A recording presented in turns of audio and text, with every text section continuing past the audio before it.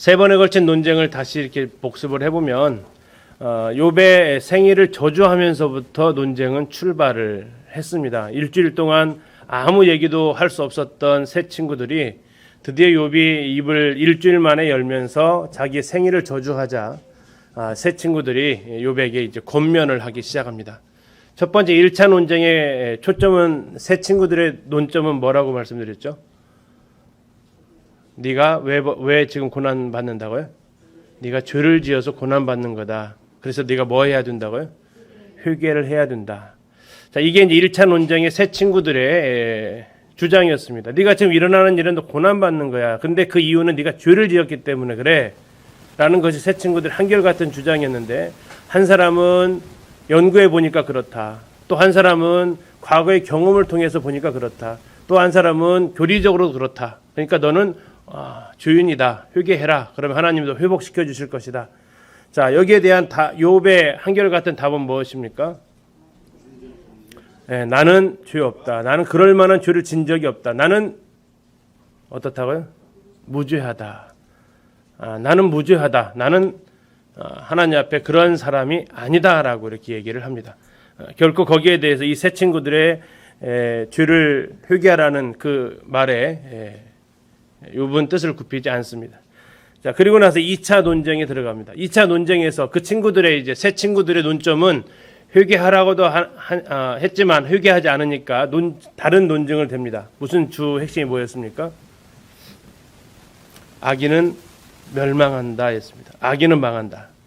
악인은 망한다라는 거였습니다. 회개하지 않는데 너 이렇게 가다는 정말 망한다라는 이런 이 논쟁은 이제 바뀝니다. 회개를 하지 않기 때문에 더 이상 두 번째 논쟁에서는 회개하라 이런 얘기 자체를 별로 언급을 하지 않습니다.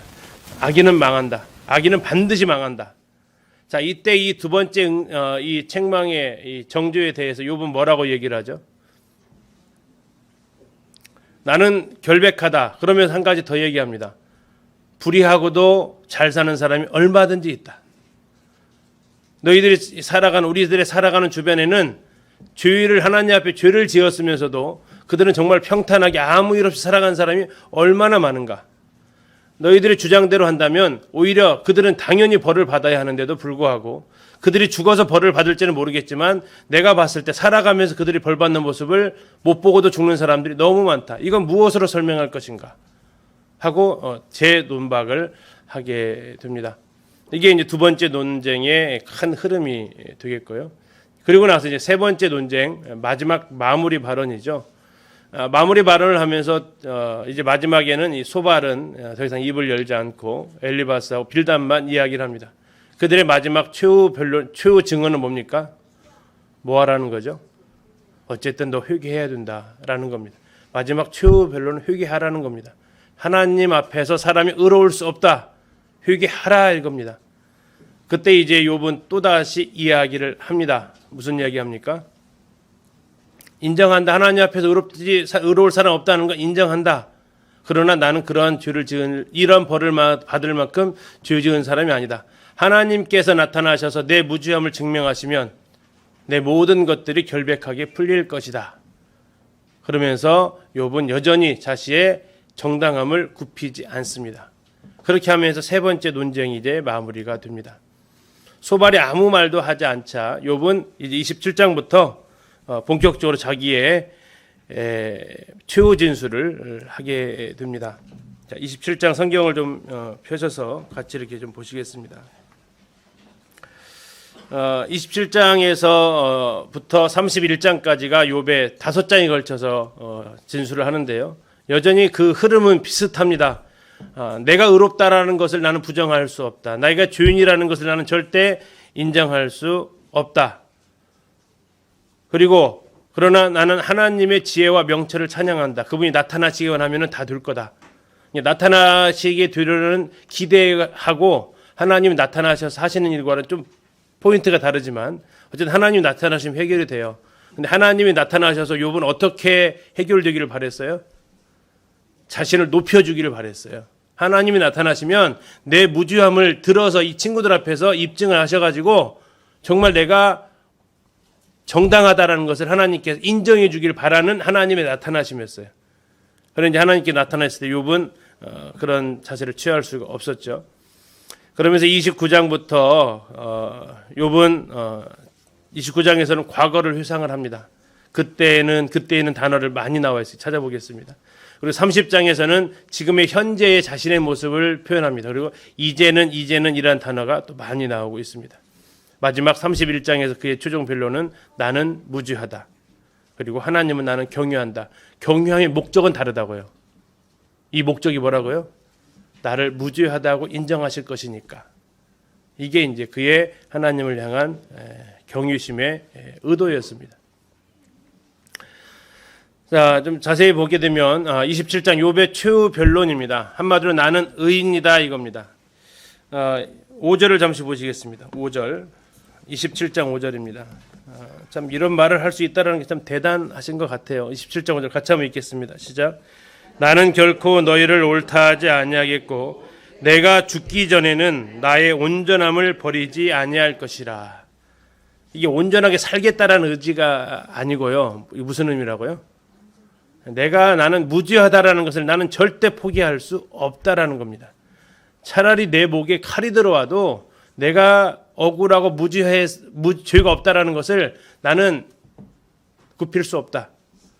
죽인다고 해도 나는 내가 죄인이라고 내 입으로 내가 말할 수는 없다라고 그는 강하게 이야기를 합니다. 그러면서 하나님을 향해서 이렇게 얘기합니다. 27장 2절입니다. 하나님 어떻게 표현합니까? 나의 정당함을 물리치신 하나님. 두 번째는요. 나의 영혼을 괴롭게 하신 전능자. 나의 영혼을 괴롭게 하신 전능자. 한번 생각 한번 해보세요. 힘이 있고요. 착해요.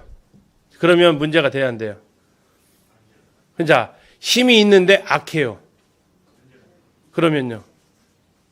심각해지죠. 근데 힘이 없는데 악하면요. 그럼 별로 문제 안 돼요. 힘도 없는 것이 뭐. 근데 지금 욥에게 있어서 하나님은 어떤 존재란 얘기예요? 힘이 있는데 나한테 악하단 말이에요.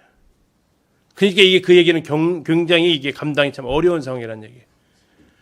성도님들에게 하나님은 어떤 하나님이세요? 27장 2절에다 쓴다면 나의 하나님은 어떤 하나님이신가요?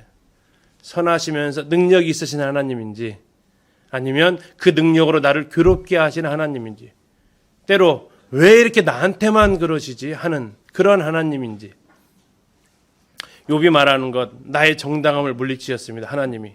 그리고 그 능력으로 그 전능함으로 나를 괴롭게 하셨습니다. 나는 무죄한데. 이게 욥이 하고 싶은 말입니다. 그러면서 비교를 합니다. 악인하고 자기를 비교를 해요. 나의 원수 나를 치는 자는 환난이 닥쳐 부르짖어도 하나님이 듣지 않으십니다. 악인이 하나님께 받을 분깃이 무엇입니까? 포악자가 전능자에게 받을 산업이 무엇입니까? 악인의 후손, 악인의 재물을 거기에 어떤 일이 임할 겁니까? 그러면서 얘기하는 것은 나는 악인과 그럼 뭐하다는 얘기예요? 다르다라는 얘기예요. 나는 악인과 다르다는 얘기예요. 이거 말할 뜻은 마치 누가복음 18장에 나와 있는 바리새인이 기도했던 것처럼 그가 뭐라고 기도합니까? 그가 감사했던 게 뭐였어요? 저 세리와 같지 않음을 감사합니다라고 했어요. 자기가 고난을 당하고 있지만 나는 저 악인과는 질적으로 다른 사람이다라고 욥은 지금 항변을 하고 있는 겁니다. 13절을 보시면요. 악인이 하나님께 얻을 분깃 포악자가 전능자에게서 받을 산업은 이것이라 그의 자손은 번성하여도 칼을 위하며 그의 후손은 음식물로 배부르지 못할 것이며 이게 지금 자기한테 하는 얘기 같아요? 남한테 하는 얘기 같아요? 남한테 하는 얘기죠. 자기는 아니라는 얘기예요. 나는 아닌데 저 악인들은 반드시 하나님 앞에 벌을 받을 것이다 라고 이야기를 합니다. 자, 28장에서 욥은 하나님의 지혜를 얘기를 합니다. 28장에서 1절에 이렇게 시작합니다. 은이 나는 곳이 있고 금을 재련하는 곳이 있으며 철은 흙에서 캐내고 동은 돌에서 녹여 얻느니라. 자, 이거 쉬울까요? 어려울까요? 어렵죠. 돌에서 철을 뽑아내는 게 쉬워요? 어려워요? 어렵단 말이에요. 근데 그거보다 더 어려운 게 있다는 얘기예요. 뭐가 어려울까요? 그거보다 더 어려운 게 뭘까요? 바로 지혜를 얻는 것이 그거보다 더 어렵다라고 지금 이야기를 합니다. 12절을 잠깐 보시면요. 28장 12절입니다. 그러나 지혜는 어디서 얻으며 명철이 있는 곳은 어디인고? 자, 은, 금, 철 이것은 어디서 얻을 줄을 알고 있단 말이에요. 사람들이. 그 정도로 사람들은 지혜롭다는 얘기예요. 무엇에서 무엇을 빼낼 수 있다. 돌에서 철을 빼낼 수 있을 정도로 철광석 아닙니까 이게. 그 정도로 사람들은 지혜롭다. 그런데 지혜를 어디서 얻는 줄을 사람들은 잘 모른다. 하나님만이 그 지혜와 명철이기를 아시고 계시다. 그래서 하나님은 그 지혜의 하나님이시기 때문에 땅끝까지 감찰하고 계시고 온 천하를 살피신다. 바람의 무게와 물의 분량을 정하시고 비가 오는 것, 번개가 치는 것을 다 만드셨다. 이게 처음으로 지혜인데 그러면 지혜가 결국 결론이 뭐냐? 28장 28절입니다. 28장 28절. 또 사람에게 말씀하셨도다. 보라, 주를 경외함이 지혜요 악을 떠남이 명철이니라. 자, 그래서 자기는 하나님을 경외하겠다라는 겁니다. 근데 아까 말씀드렸어요. 약간 질적으로 다르다. 뭐가 다르다고요? 하나님을 경외하는 목적이 다르다고요. 그 목적이 뭡니까? 하나님을 찬양하기 위함이 아닙니다. 그 목적은 뭐였어요? 자기의 결백을 주장하기 위한 거였어요. 그 전능자, 그 지혜자가 나타나셔서 나를 무죄하다 하기를 그는 기대했던 겁니다. 그래서 이 문맥이 그 이야기를 쭉 흐른 가운데 보게 되면 하나님을 높이기 위한 목적이 아니었고 그 하나님이 정말 나타나셔서 나의 정당함을 밝혀주기를 바라기 때문에 하나님을 높이는 하나님을 어떻게 보면 이용하는 이러한 모습이 나타나기도 한다는 겁니다. 이게 이제 안타까운 부분이죠. 자, 29장입니다. 자, 29장에서 욥은 2절에 이렇게 나와 있습니다. 나는 지난 세월과 두 글자는 뭐예요? 과거죠, 과거. 하나님이 나를 보호하시던 때가 다시 오기를 원하노라. 요즘 말로 하면 왕년에, 이거죠, 왕년에. 그때가 좋았는데, 이겁니다. 그때가 좋았다. 하나님이 보호하시던 때가 나에게 있었다. 그때가 나는 정말 그립다라고 얘기합니다. 3절 보겠습니다. 3절. 처음에 네 글자 나와 있죠. 뭐라고 나와 있어요? 그때에는 5절. 그때에는 7절.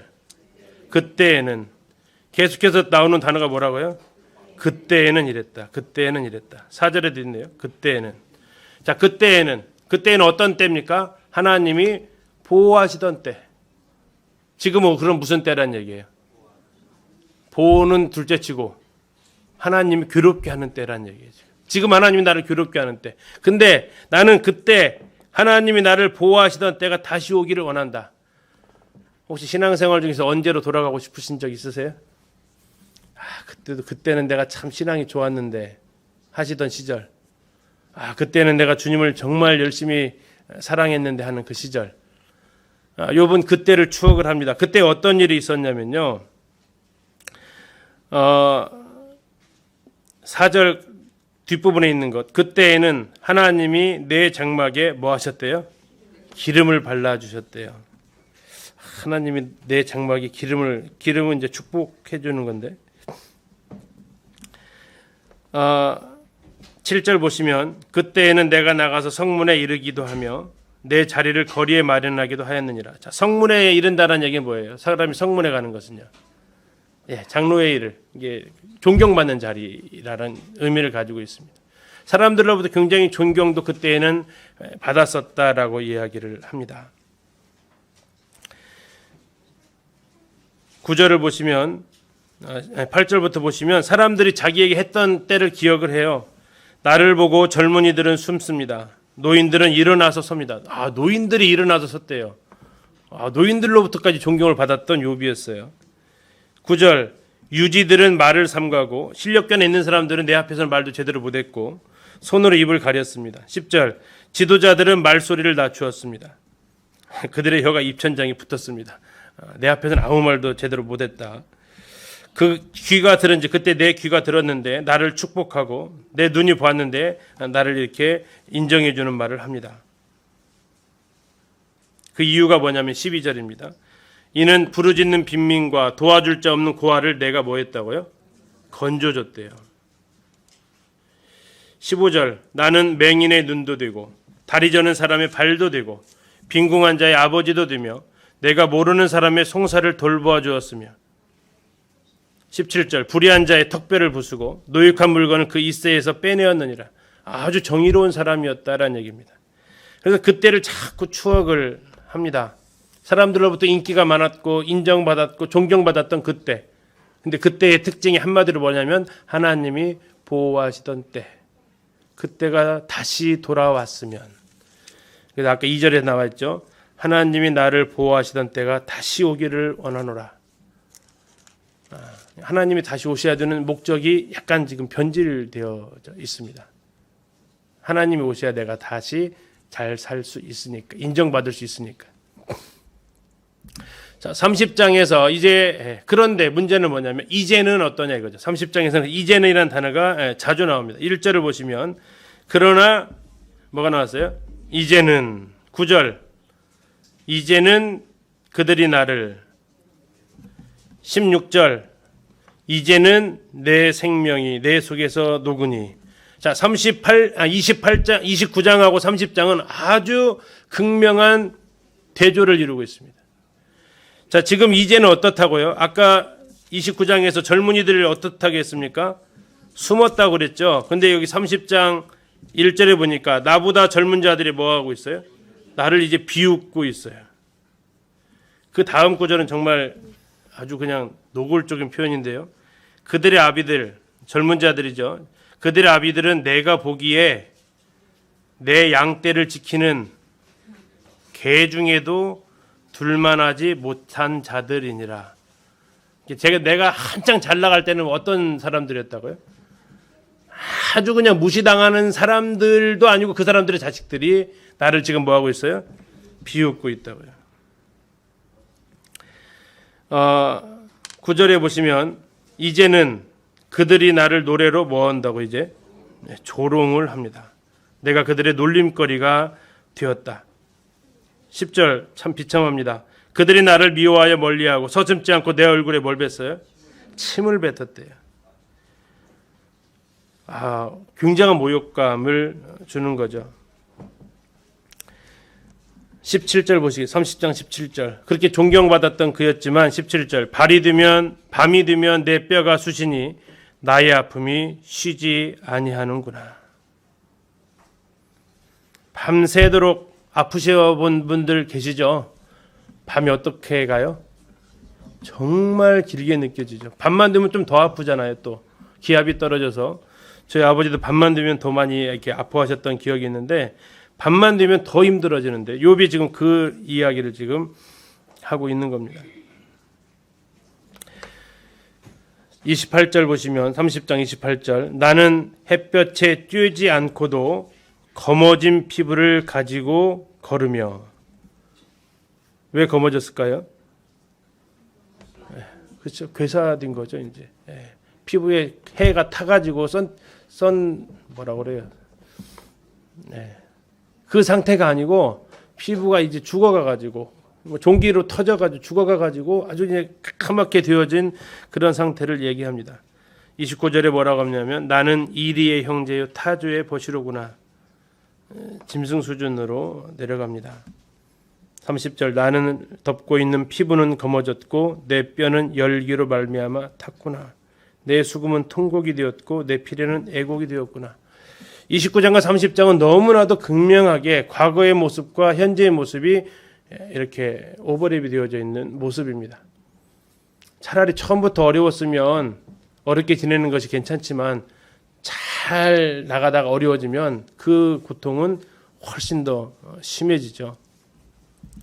자, 이제 31장에서 욥은 무죄를 주장을 합니다. 여기서 많이 나오는 단어는 만일 뭐뭐 했더라면, 만일 이겁니다. 다시 말해 여기서는 무슨 얘기하냐면 정말 내가 죄를 지었다라면 내가 이렇게 벌 받는 거 그래 괜찮아 라는 얘기입니다. 다시 말하면 무슨 얘기예요?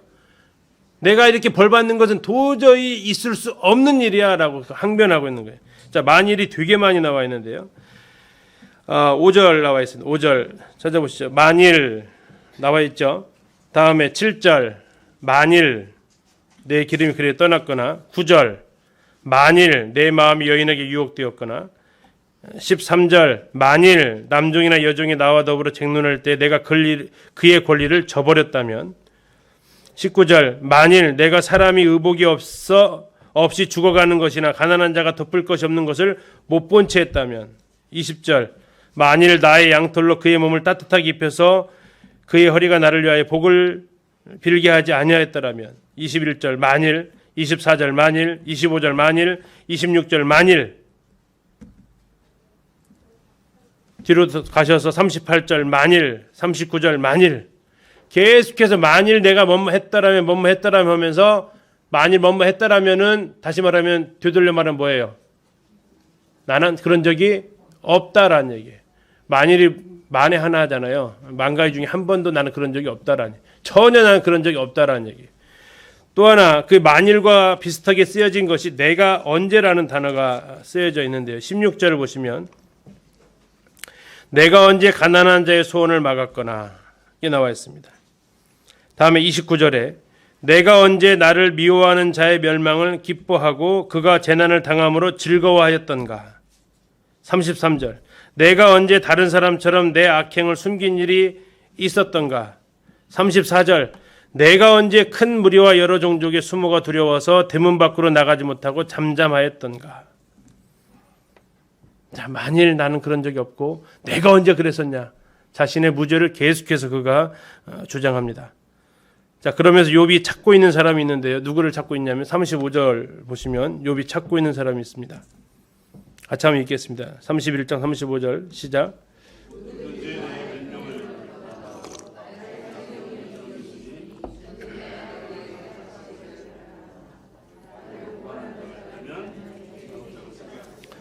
자, 누가 대답 좀 해줬으면 좋겠다고요? 전능자가 내게 대답하시기를 바랍니다.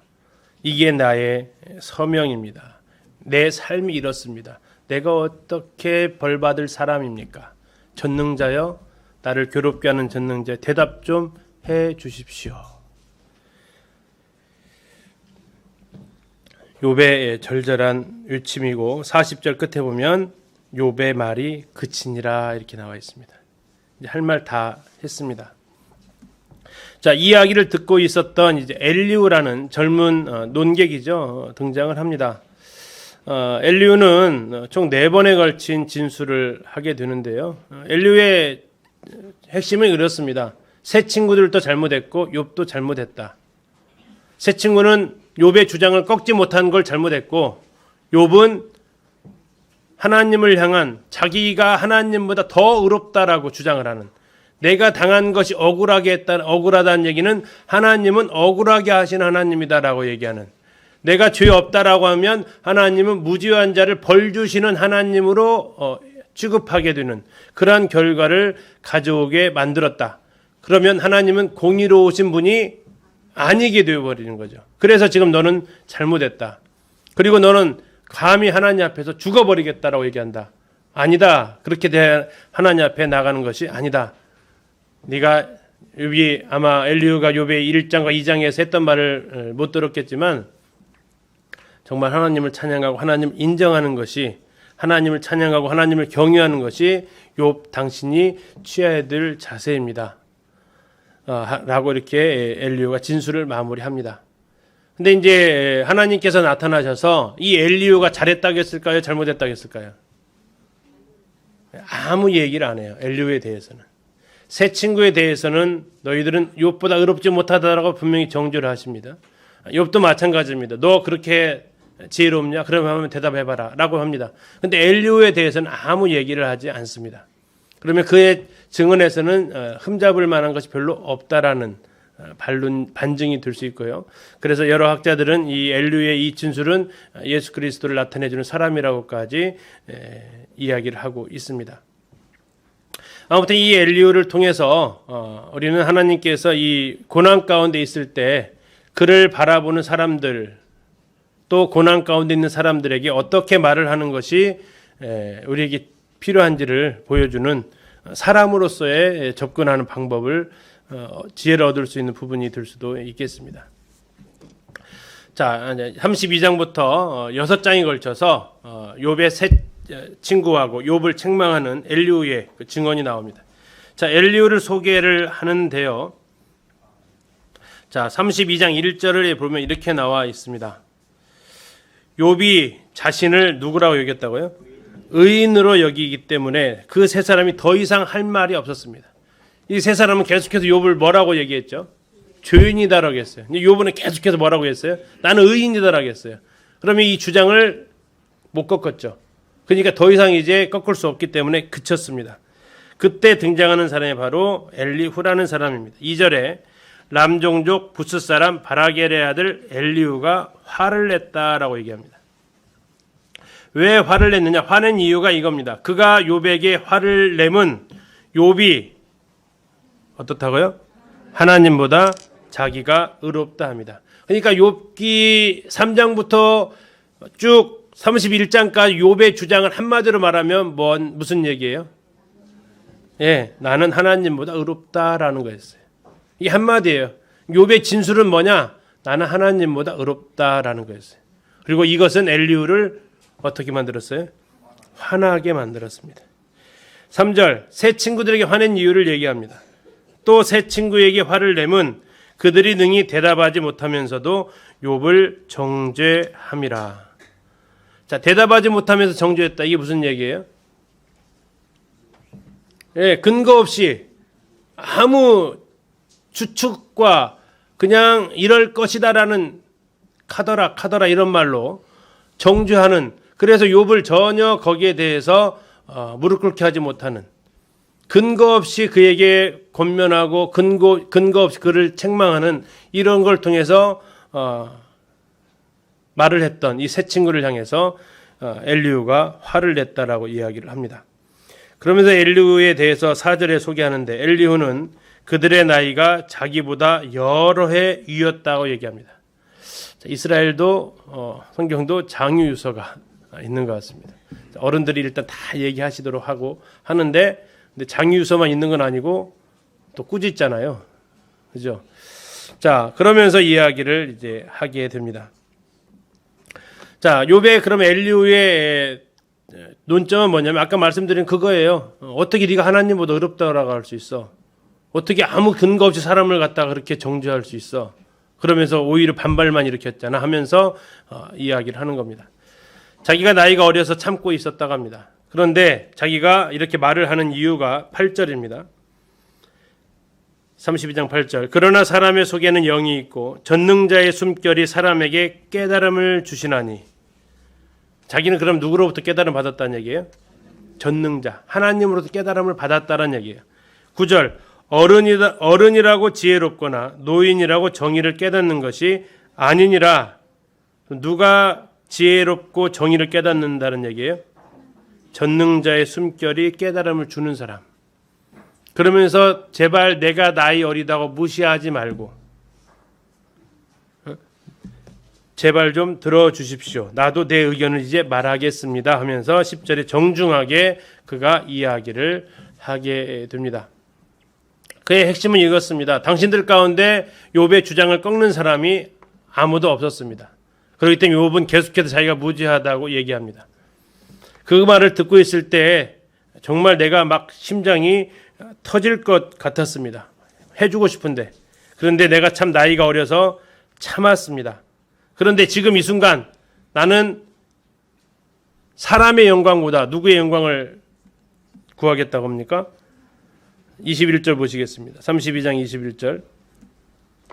나는 결코 사람의 낯을 보지 아니하며 사람에게 영광을 돌리지 아니하겠습니다. 이는 아첨할 줄 알지 못합니다. 만약 내가 사람의 낯을 보서 아첨하면 나를 지으신 하나님이 속히 나를 데려가실 것입니다. 다시 말해 목 걸고 얘기한다는 얘기예요. 목숨 걸고 얘기하겠다는 겁니다. 정말 내 목숨 걸고 얘기하겠습니다. 하나님께서 주신 겁니다라고 그가 이야기를 합니다.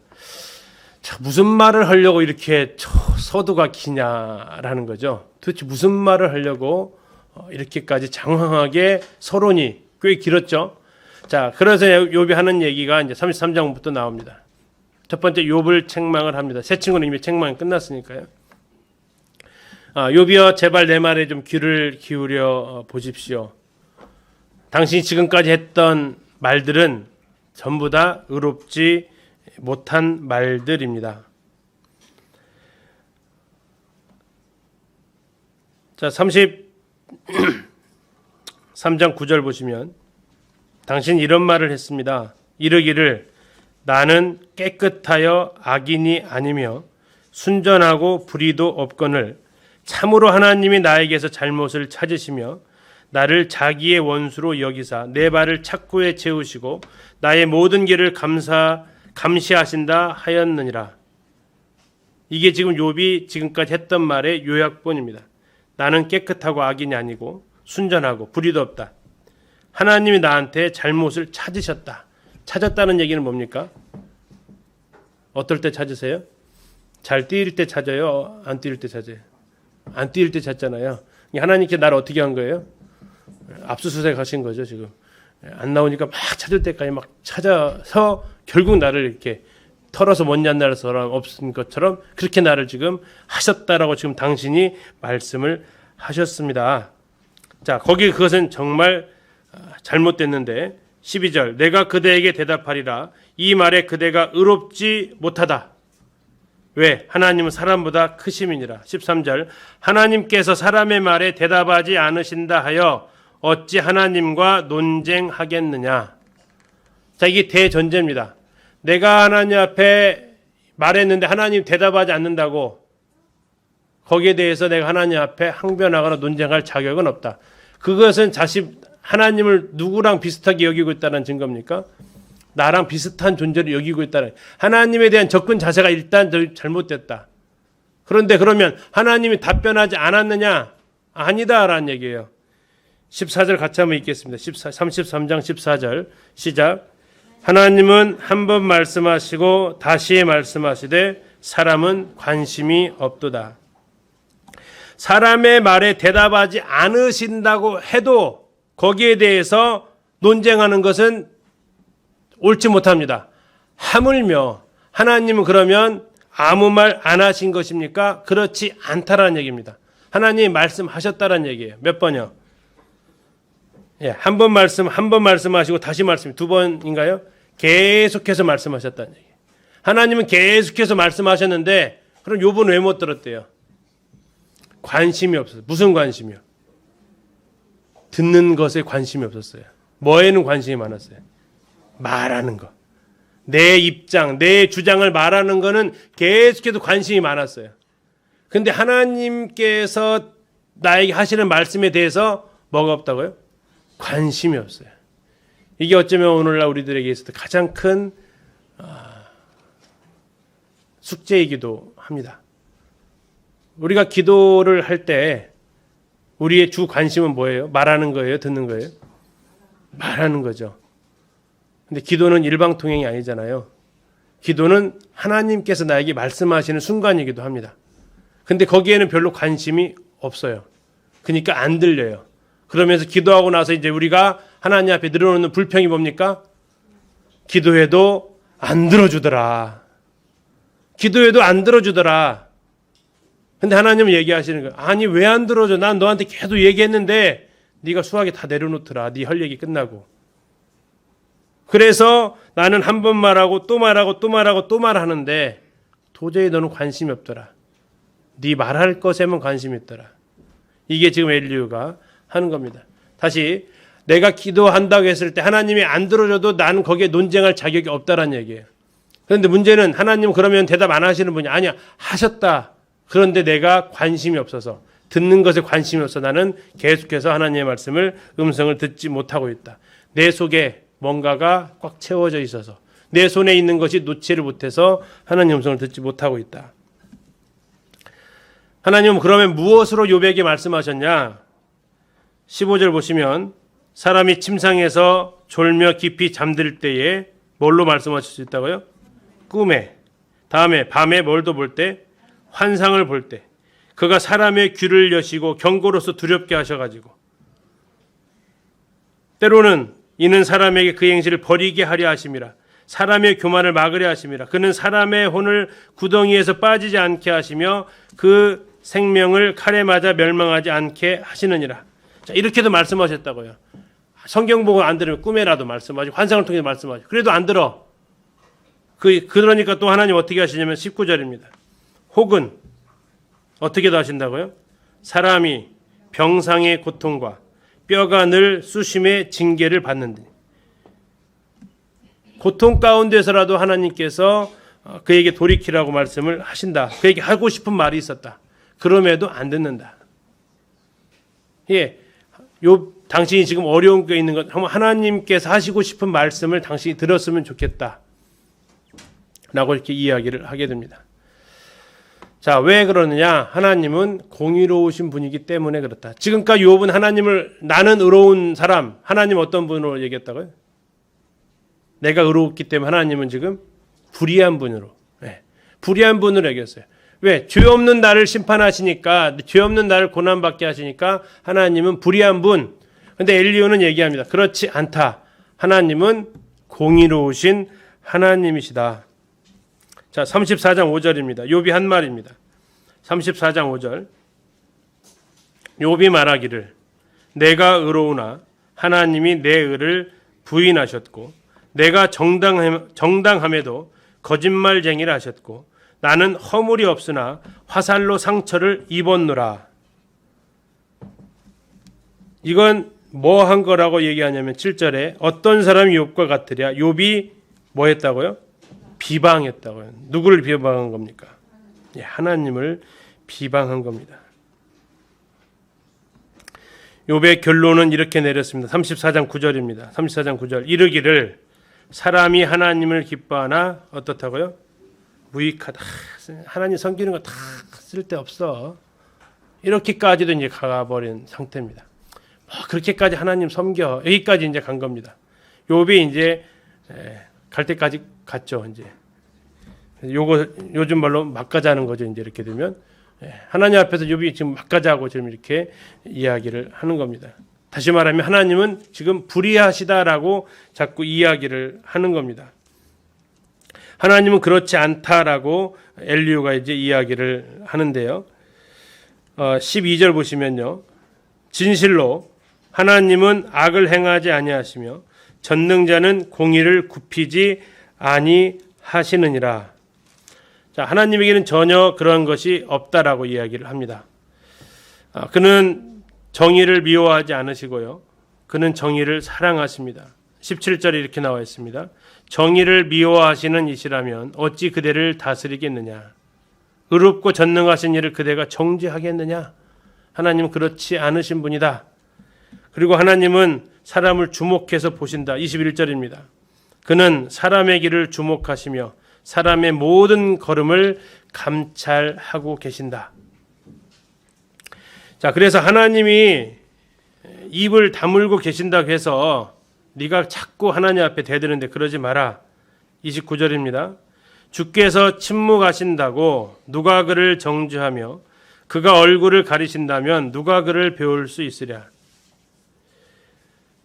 그래서 욥이 당신이 지금까지 한 말은 하나님을 당신 수준으로 생각을 했고 결국 하나님을 정죄하고 비방했는데 35절입니다. 같이 읽겠습니다. 35절 시작.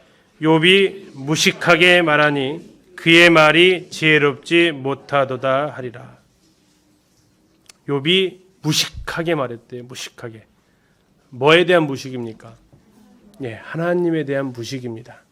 자기의 상황에 대한 건 유식이지만 하나님께 대한 것은 무식했습니다. 그러니까 하나님을 자기 수준으로 생각하고 이야기를 한 거예요. 또 자기 원하는 대답을 안 해주니까 하나님은 불의하신 분으로 자꾸 이야기를 매도했다라는 겁니다. 36절 좀 잔인한 얘기를 하는데요. 36절 나는 욥이 끝까지 시험 받기를 원하노니. 왜 그러냐면요. 그의 대답이 악인과 같음이라. 37절 그가 그의 죄의 반역을 더하며 우리와 어울려 손뼉을 치며 무슨 말을 했다고요? 하나님을 거역하는 말을 많이 하는구나. 무식한 말, 지혜롭지 못한 말, 거역하는 말, 조롱하는 말, 비방하는 말. 이 전부 다 뭐 하려고 이 말을 지금 욥이 했던 거죠? 나를 의롭게 여김 받으려고. 내가 의롭다 인정받기 위해서 하나님을 향해서 그가 내뱉었던 많은 그 말들입니다. 그리고 이제 엘리후는 당신이 죄 없다고 하는 것에 대해서 얘기합니다. 욥이 했던 말입니다. 욥이 무슨 말을 하냐면 의롭게 살아도 별 소용 없더라 이렇게 이야기를 합니다.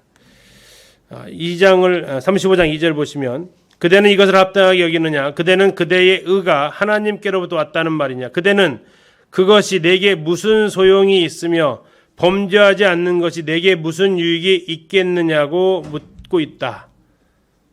그 논쟁 중에 그런 말이 있었잖아요. 죄를 지어도 악인들도 잘 살고 있더라.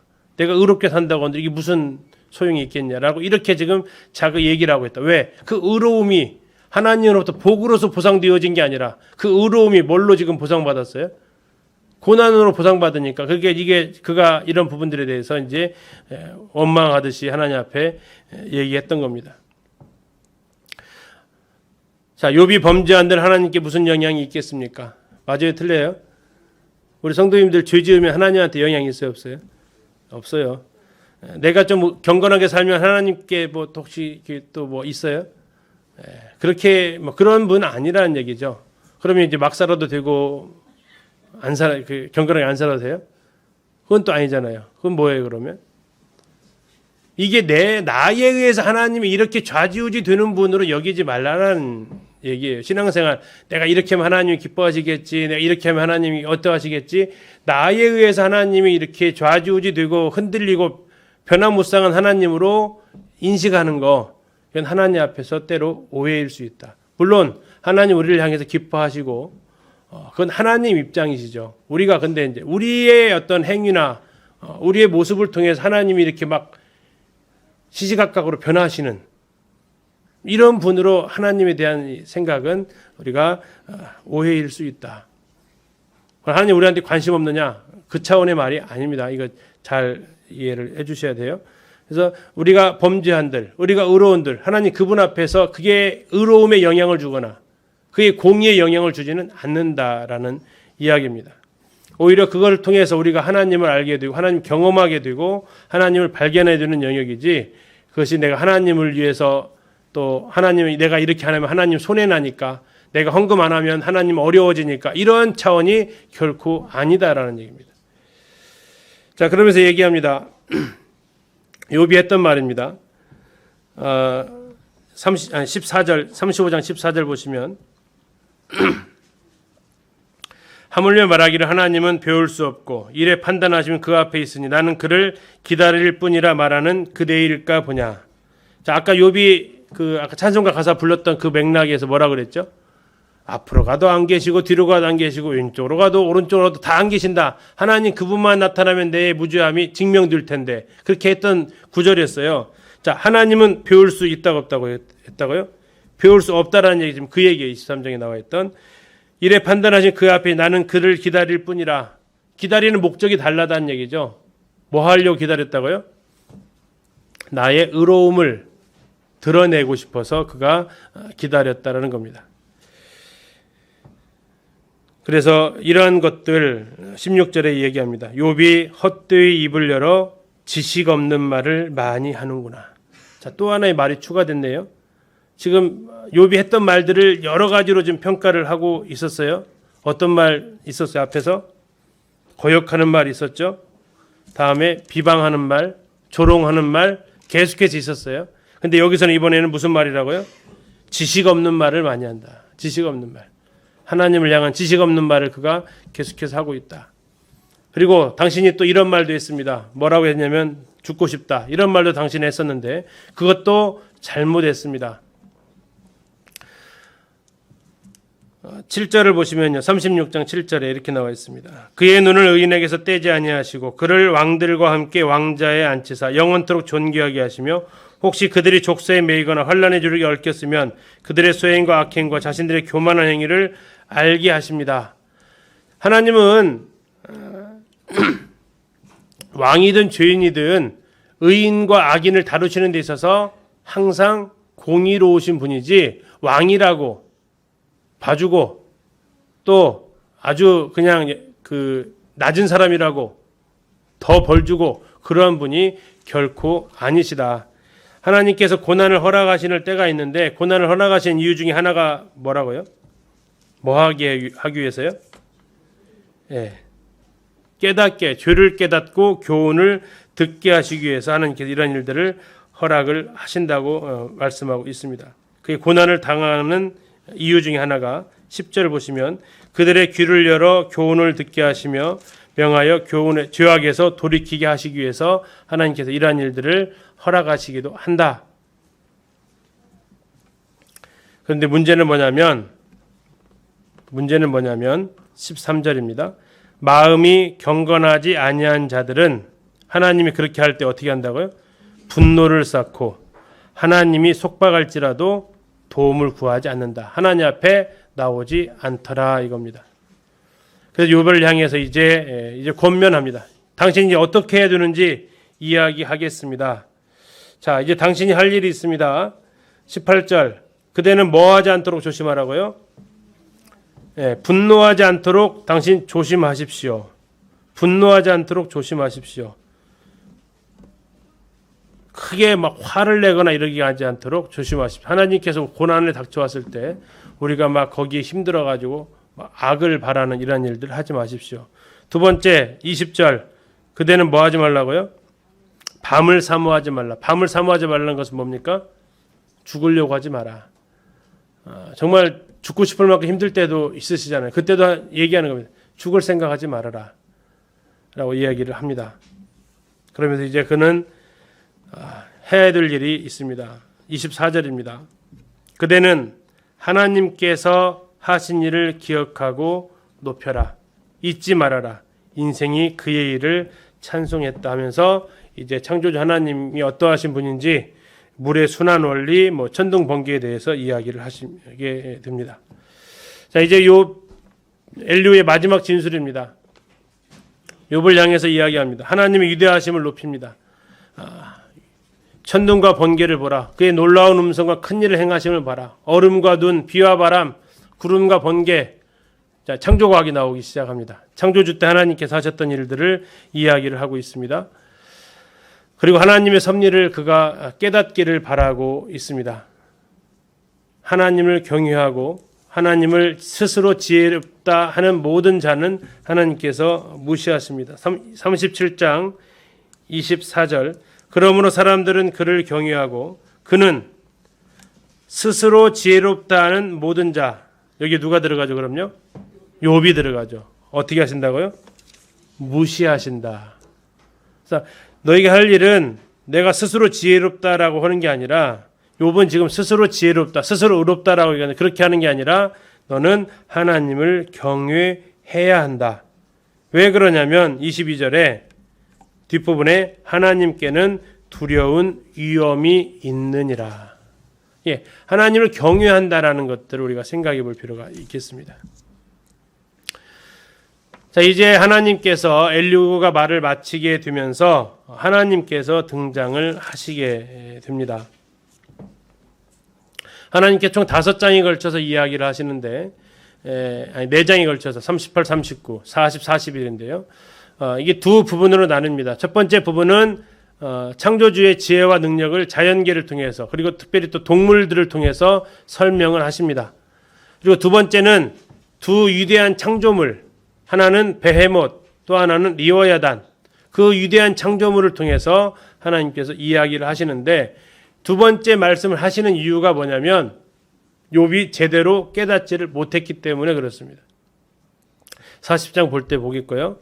그리고 이제 그것을 듣고 욥은 회개하게 되고 하나님께 복을 받게 됩니다. 자, 38장에 보시면 자연계를 통한 창조 섭리를 이야기하십니다. 하나님께서 어디서 나타나시냐면 38장 1절에 폭풍우 가운데서 말씀을 하십니다. 그리고 이제 하나님께서 욥을 향해서 이렇게 말씀하십니다. 또 하나의 말이 나왔습니다. 무슨 말이 나와 있어요? 38장 2절에 무지한 말. 지금 욥이 여태까지 한 말이 무슨 말이라고요? 자, 무지한 말, 지식 없는 말, 조롱하는 말, 또 무슨 말?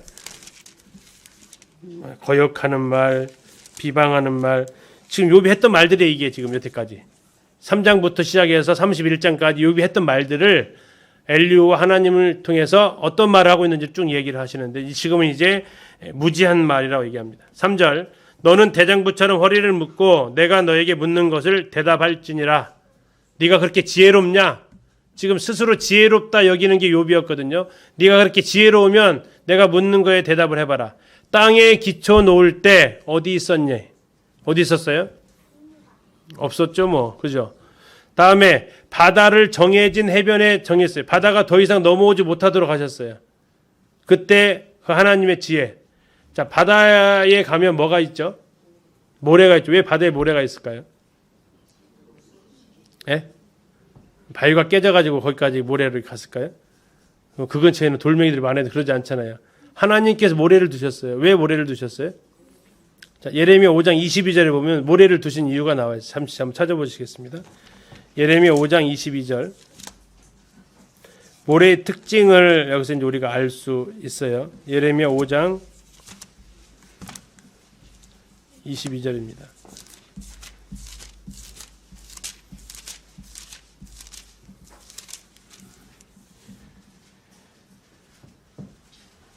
자, 5장 22절 여호와의 말씀이니라 너희가 나를 두려워하지 아니하느냐 내 앞에서 떨지 아니하겠느냐. 그 다음 읽겠습니다. 시작.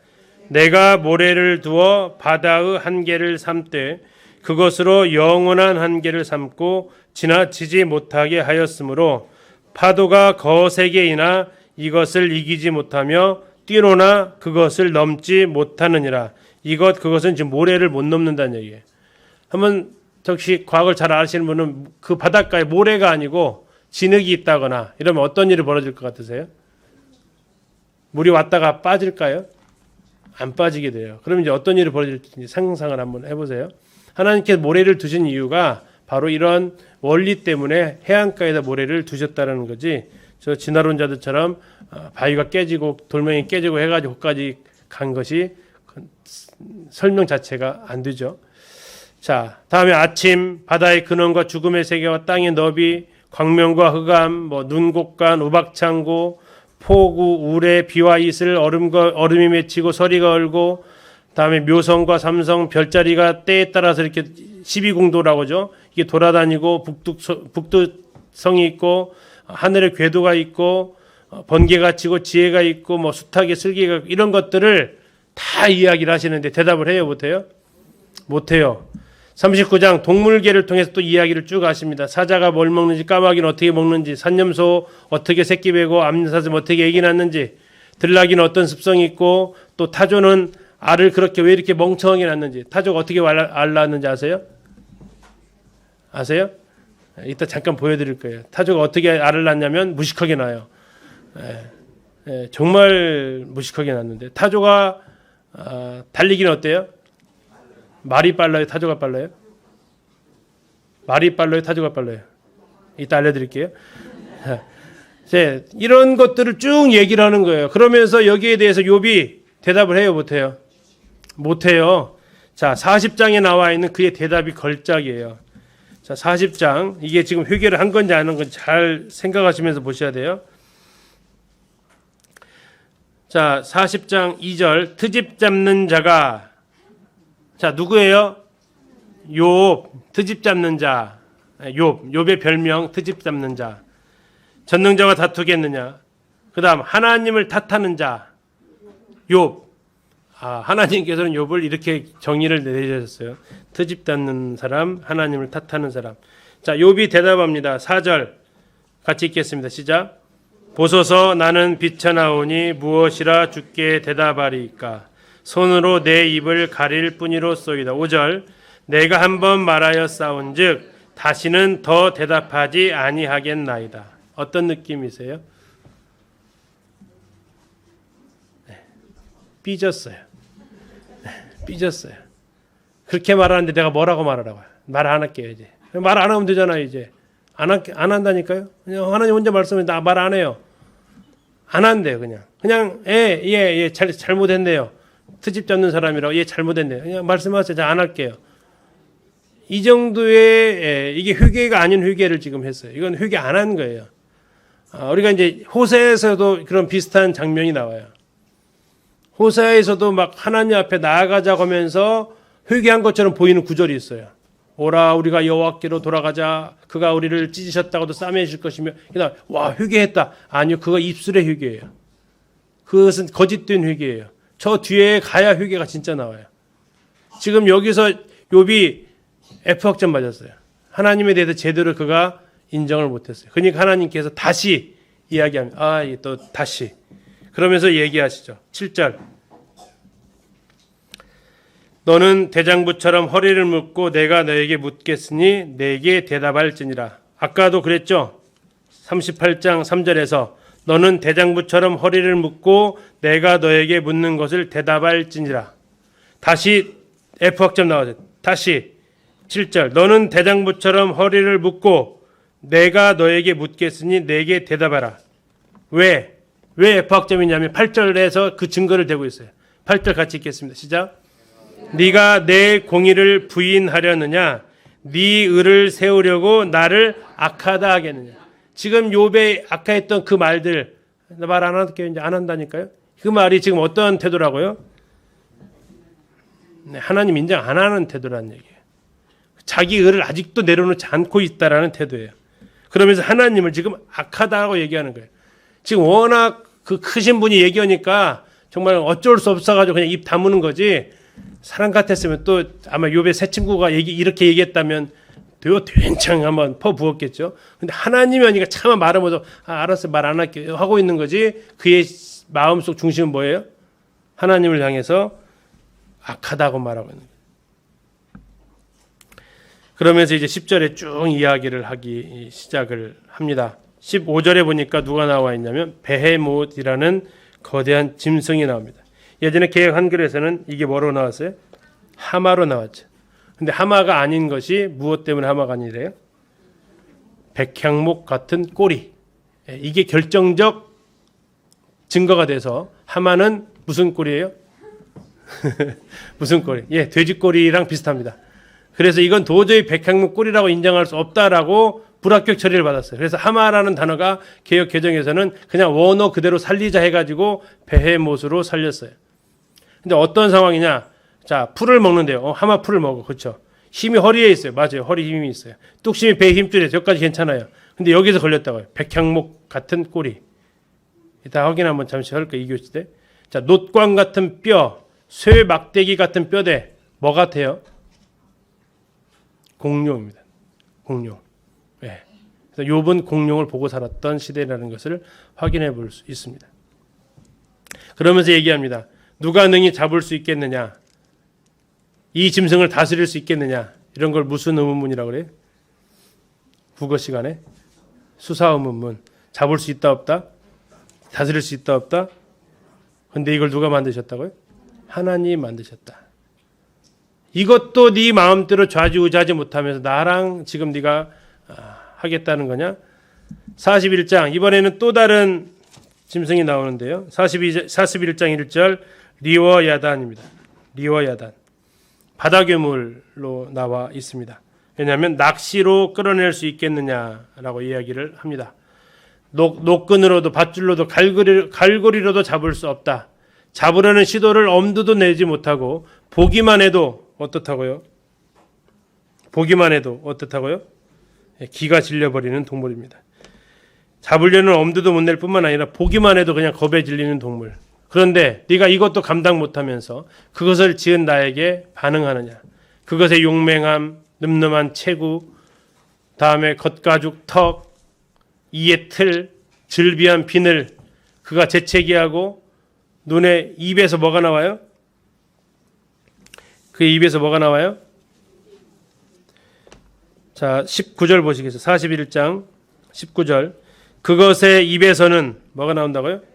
횃불이 나오고 불꽃이 튀어나오며. 그럼 이거 뭐예요? 용이 되겠죠. 거북선 아니고요. 용이 되죠. 용. 아주 두려운 동물입니다. 입에서 횃불이 나오니 불을 뿜어내니까. 다음에 20절. 그것의 콧구멍에서는 연기가 나오니. 불을 뗐으니까 연기 나오겠죠. 그죠? 예. 마치 갈대를 태울 때에 솥이 끓는 것과 같구나 라고 얘기합니다. 그의 목덜미, 탄탄한 살, 돌처럼 튼튼한 가슴, 뭐 칼, 창, 투창, 화살촉, 그 얘기는 아무 쓸데없는 무용지물, 세상에 비할 것이 없고 두려워하는 대상도 없어요. 모든 교만한 자들에게 군림하는 왕이다라고 얘기해요. 근데 이게 하나의 하나님의 지으신 하나의 그냥 피조물일 뿐이다라고 이야기를 합니다. 자, 그러니까 이 이야기를 딱 하니까 42장 1절입니다. 주 욥이 여호와께 대답하여 이릅니다. 이제 진짜 회개합니다. 하나님이 어떠하신 분인지를 그가 봅니다. 주께서는 못하실 일이 없사오며 무슨 계획이든지 못 이루실 것이 없는 줄 아오니 3절. 자, 무슨 말로요? 예, 자기가 스스로 이제 인정을 했어요. 회개는 어디서 나온다고요? 예, 내 잘못을 인정하는 것에서부터 출발을 해요. 근데 아까 40장 한번 보세요. 40장을 보셨을 때 그가 하는 이 말은 그냥 정말 입술일 뿐인 회개예요. 입술일 뿐인 회개. 근데 여기서는 구체적으로 얘기를 해요. 나는 무지한 말로 이치를 가렸습니다. 자, 이것은 지금 하나님께서 먼저 하셨던 말이거든요. 어디서요? 38장 2절에서 38장 2절에서 하나님께서 욥을 향해서 무지한 말로 생각을 어둡게 하는 자가 누구냐 이렇게 하셨죠. 자, 거기에 대한 답을 이제 욥이 드디어 하는 겁니다. 뭐라고요? 무지한 말로 이치를 가리는 자가 누굽니까? 누구예요? 나죠. 그죠? 납니다.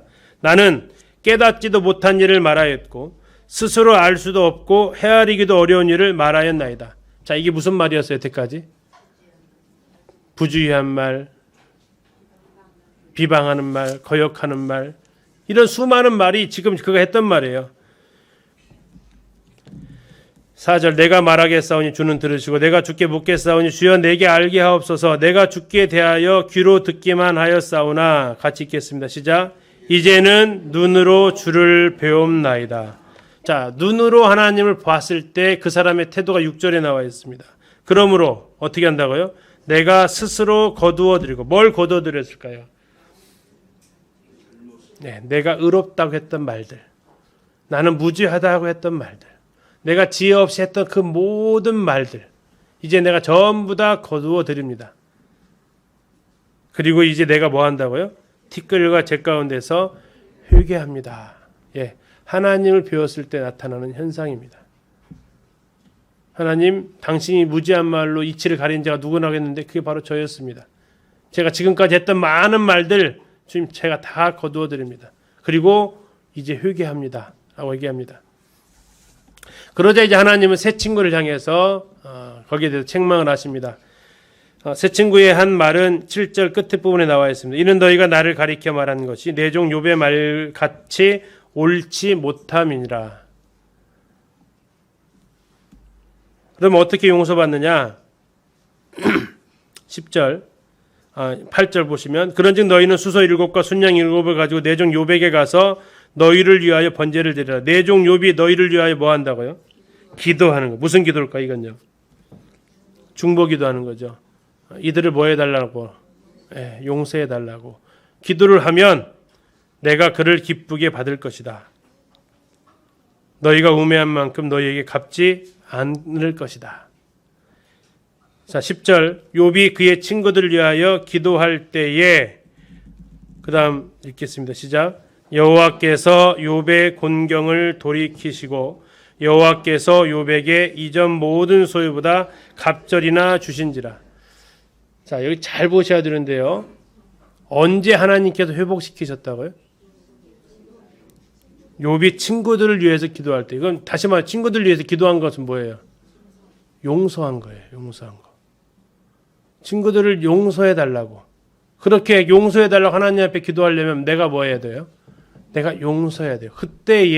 그때에 하나님께서 욥의 공경을 돌이키셨대요. 용서는 누구를 위해서 해야 돼요? 네, 나 위해서 하셔야 돼요. 내가 용서하지 않으면요? 이 곤경에서 돌이켜지지가 않아요. 네. 용서는 그래서 복수는 마치 손잡이 없는 칼을 쥐고 상대방을 향해서 휘두르는 것이다라고 했어요. 손잡이 없는 칼을 잡으면 누구 손에서 먼저 피가 나요? 내 손에서 먼저 피가 나거든요. 그래서 아무리 상대방을 해하려고 해도 움직일수록 내 손에서 계속 피가 흐를 수밖에 없는 것이 바로 복수입니다. 근데 하나님께서 말씀하신 거예요. 자, 아까 읽으셨던 거 잘 보셨나 모르겠어요. 8절 다시 한번 보시면 아까 그분이에요. 내 종 욥이 너희를 위하여 기도할 것인즉, 그 다음 같이 읽어보실래요? 시작. 그를 기쁘게 하면 그가 누굴까요? 예. 원래 이거 말 순서를 하려면 어떻게 맞을 것 같아요? 내 종 욥이 너희를 위해서 기도하면 내가 너희를 기쁘게 받겠다 하면 이게 흐름이 맞잖아요. 근데 하나님 뭐라고 하셨어요? 내가 그를 욥을 기쁘게 받을 것이다. 그리고 그걸 확증하시는 것이 10절입니다. 중보 기도를 한다. 그럴 때에 하나님께서 욥을 돌이키십니다. 용서는요, 그 사람 위해서 하는 게 아니고 용서는 나를 위해서 하는 겁니다. 그리고 그 용서는 누가 할 수 있냐면 하나님을 본 사람이 할 수 있어요. 하나님을 못 만났다면 욥이 용서 세 사람 할 수 있을까요? 세 사람을 향해서 했던 말들 한번 떠올려 보세요. 용서 못해요. 그것은 정말 인간적인 악감정만 남아있어요. 자, 그런 것을 해결하지 못하면, 하나님과의 관계가 회복되지 않으면 사람과의 관계는 회복되어질 수 없다라는 겁니다. 혹시 용서하지 못하는 분 계신가요? 하나님을 내가 만나야 용서가 됩니다. 용서해야지 해가지고 용서가 되시던가요? 안 돼요. 네. 잊어버렸다도 그 사람 만나면 또 떠오르잖아요. 그것이 아닙니다. 하나님을 만나셔야 용서가 됩니다. 자, 그리고 하나님께서 돌이키시면서 그의 소유를 갑절이나 주시는데요. 그 앞에 보시면 1장하고 비교해 보시면 알 수 있어요. 진짜로 갑절을 주셨는지. 12절 나와 있습니다. 갑절 주신 양이 여호와께서 욥의 말년에 욥에게 처음보다 더 복을 주시니 그가 양 14,000. 그러면 1장에는 몇 마리 나왔을까요? 그렇습니다. 낙타 6,000이면 3,000, 소 1,000결이면 500결이에요. 암낙이 1,000이면 암낙이 500. 예. 확인해 보실 분은 1장 가서 확인해 보시죠. 정확히 맞습니다. 자, 1장에서 욥이 몇 남 몇 녀 두었죠? 7남 3녀. 자, 두 배로 받았으면 몇 남 몇 녀 나왔을까요? 14남 6녀. 확인해 보겠습니다. 13절. 시작. 또 아들 7과 딸 3. 두 배예요, 아니에요? 두 배죠. 그 아들 7, 딸 3은요. 죽었지만요. 죽은 게 아니거든요. 죽었지만 죽은 게 아니에요. 그 아들은 어디 가 있어요? 하나님 앞에 가 있어요. 여기서 갑절 주면요. 그 아들, 딸들은 어떻게 된 거예요? 그건 정말 끔찍한 일이 벌어지는 거예요. 그건 동물들은 갑절로 주시지만 자녀는 그렇잖아요. 이게 갑절로 주신 거예요. 전보다 2배 지난번보다 2배 생겼잖아요. 대신 지금 눈앞에 안 보일 뿐이지. 그러면 이게 무슨 반증이 되냐면 친구들 중에서 빌닷이 뭐라고 그랬죠? 네 아들들은 뭐 때문에 죽었다는 얘기예요? 네 죄 때문에 네 아들들이 죽었다라는 얘기예요. 근데 하나님 여기에 대해서 이것을 통해서 뭐 하신다는 얘기예요? 아니, 네 아들들 그렇게 죽지 않았어라는 거예요. 2배를 정확히 주세요. 욥의 아들 7남 3녀는 하나님 앞에 있는 거예요. 그래서 결국 2배 됐잖아요. 재산 소유들은 다 없어졌지만 7남 3녀는 없어진 것이 아니라는 얘기예요. 사람의 혼은 하나님께로 올라가고 짐승의 혼은 땅으로 짐승의 혼은 없어지지만 사람의 혼은 없어지지 않습니다. 이렇게 해서 살게 됩니다. 잠시 10분 쉬었다가 욥기에 나타나 있는 그 창조주 하나님에 대해서 우리 김종만 형님한테 잠시 좀 자료를 좀 달라고 그래서 복습하고 다음에 이제 고난에 대한 의미를 잠시 마무리하고 마치도록 하겠습니다. 10분간 쉬시겠습니다.